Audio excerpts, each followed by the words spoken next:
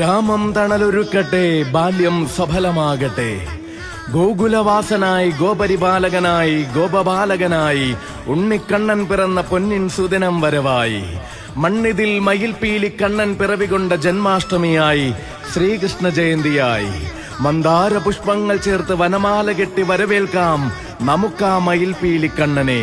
മന്ധരപർവ്വതം കയ്യിലെടുത്തമ്മാനമാടിയതും മധുരസ്മിതത്തോടുകൂടി മനം കവർന്നതും ആ മയിൽപീലി കണ്ണനല്ലേ. അമ്മ യശോദ മാതൃവാത്സല്യത്തിന്റെ ഉരലിൽ കെട്ടിയിട്ടപ്പോൾ മണ്ണു തിന്ന വായിൽ മായിക ലോകം കാണിച്ചതും ആ മയിൽപീലി കണ്ണനല്ലേ.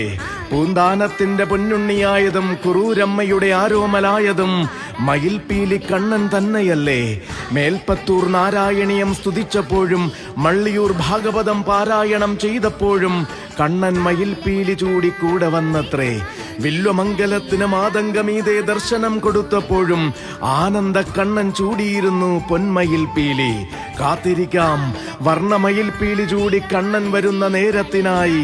കണ്ണനും ഗോപികമാരും വീഥികൾ അമ്പാടിയാക്കുന്ന ശോഭായാത്രകൾക്കായി. ഗ്രാമം തണലൊരുക്കട്ടെ, ബാല്യം സഫലമാകട്ടെ. കൃഷ്ണ ഗുരുവായൂരപ്പ.